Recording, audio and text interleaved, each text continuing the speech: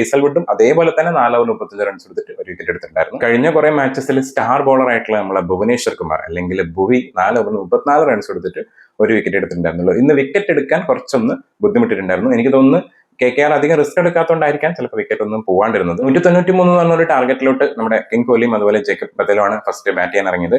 ബത്തല് എനിക്ക് തോന്നിയേക്കണെന്ന് വെച്ചാൽ കുറെ മാച്ചസ് ആയിട്ട് ആള് ഫിൽ സോൾട്ടിനെ വെച്ച് നോക്കുന്ന സമയത്ത് ബത്തൽ അത്രയൊക്കെ ഉണ്ടോ എന്ന് എനിക്ക് അറിയില്ല കേട്ടോ. എനിക്ക് അത്ര വലിയൊരു ഇംപ്രസീവ് ആയിട്ടുള്ളൊരു മാച്ച് ഇതുവരെ ആള് കളിച്ചിട്ടില്ല ഈ ഒരു IPL സീസണിൽ. പക്ഷെ ഇന്നൊന്ന് തുടങ്ങി വെച്ചിട്ടുണ്ടായിരുന്നു. ടീമിന്റെ ടോട്ടൽ 37 ആയപ്പോഴാണ് ശരിക്കും ജേക്കബ് ബത്തൽ ഔട്ട് ആവുന്നത്. 12 ബോളിൽ 15 റൺസാണ് ആൾ എടുത്തത്. 2 4ഉം ഒരു 6 അടിച്ചിട്ടുണ്ട്. 37 റൺസ് നിന്ന് 129 റൺസ് വരെ ഒരു ഗംഭീര പാർട്ട്ണർഷിപ്പ് നമ്മുടെ കിങ് കോഹ്ലിയും ദേവദത്ത് പടിക്കലും അവർ നല്ലൊരു കോംബോ ആട്ടോ. കുറെ മാച്ചസിൽ ഞാൻ കാണുന്നുണ്ട് ഇപ്പൊ അടുത്തായിട്ട് അവരുടെ ഒരു പാർട്ട്ണർഷിപ്പ് എപ്പോഴും ഉണ്ടാവാറുണ്ട്. ഇന്നും അത് കാണാൻ വേണ്ടി പറ്റി.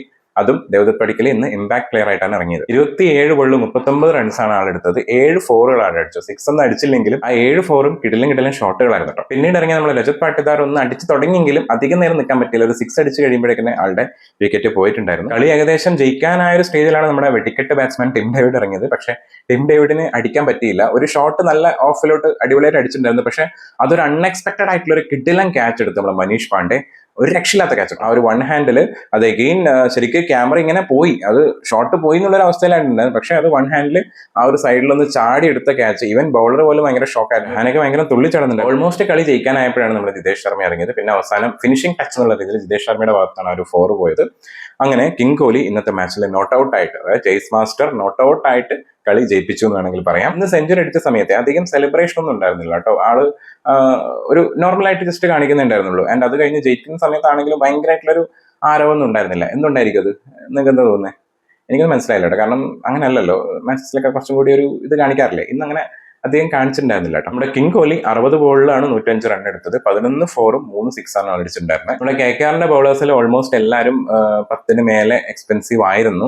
പ്രത്യേകിച്ച് നമ്മുടെ വൈഭവ് അറോറ, കാമറൂൺ ഗ്രീൻ, അതുപോലെ അനിൽ റോയ്, ഇവരൊക്കെ ഒരു 10 മേലുള്ള എക്കണോമിയിൽ റൺസ് കൊടുത്തിട്ടുണ്ടായിരുന്നു. പക്ഷേ ഇവർക്ക് 3 പേർക്കും വിക്കറ്റ് ഒന്നും കിട്ടിയിട്ടുണ്ടായിരുന്നില്ല. സൗരഭ് ഡൂബെ അത്യാവശ്യം നല്ല രീതിയിലാണ് ബോൾ ചെയ്തത്. 10 താഴെയായിരുന്ന ആളുടെ എക്കണോമി. ഇന്നത്തെ ശരിക്കും KKRന്റെ ബോളിംഗിലെ സൂപ്പർ സ്റ്റാറുകൾ നമ്മുടെ സുനിൽ നരേനും അതുപോലെ കാർത്തിക് ത്യാഗിയായിരുന്നു. കാരണം രണ്ടുപേരും അത്യാവശ്യം എക്കണോമി പിടിച്ചോണ്ട് തന്നെ, റൺസ് അധികം കൊടുക്കാണ്ട് തന്നെയായിരുന്നു വിക്കറ്റുകൾ എടുത്തത്. സുനിൽ നരേൻ 4 ഓവറിൽ 31 റൺസ് എടുത്ത് 1 വിക്കറ്റ് എടുത്ത സമയത്ത് കാർത്തിക് ത്യാഗി 4 ഓവറിൽ 32 റൺസ് എടുത്ത് 3 വിക്കറ്റ് എടുത്തിട്ടുണ്ടായിരുന്നു. അങ്ങനെ ഈ സീസണിലെ എഗെയിൻ ഒരു മാച്ച് ജയിച്ചുകൊണ്ട് RCB ഒന്നാമതെത്തിയിരിക്കുകയാണ് പോയിന്റ് ടേബിളിൽ. ഈ സാലയും കപ്പ് നന്ദ തന്നെയാണോ എന്നുള്ളത് കണ്ടുതന്നെ അറിയണം. കഴിഞ്ഞ തവണത്തെ അതേ ശക്തിയിൽ തന്നെയാണ് ഇത്തവണയും മുന്നോട്ട് പോകുന്നത്. 1ാം സ്ഥാനം പിടിച്ചോണ്ട് തന്നെ. അപ്പ് ആൻഡ് ഡൗൺസ് ഒക്കെ ഉണ്ട്. പക്ഷെ എന്നാലും അവർ എങ്ങനെയെങ്കിലും ജയിച്ച് ആ ഒരു നെറ്റ് റൺ റേറ്റ് ഒക്കെ ഗംഭീരാക്കിക്കൊണ്ടാണ് എപ്പോഴും 1ാം സ്ഥാനം പിടിക്കുന്നത്.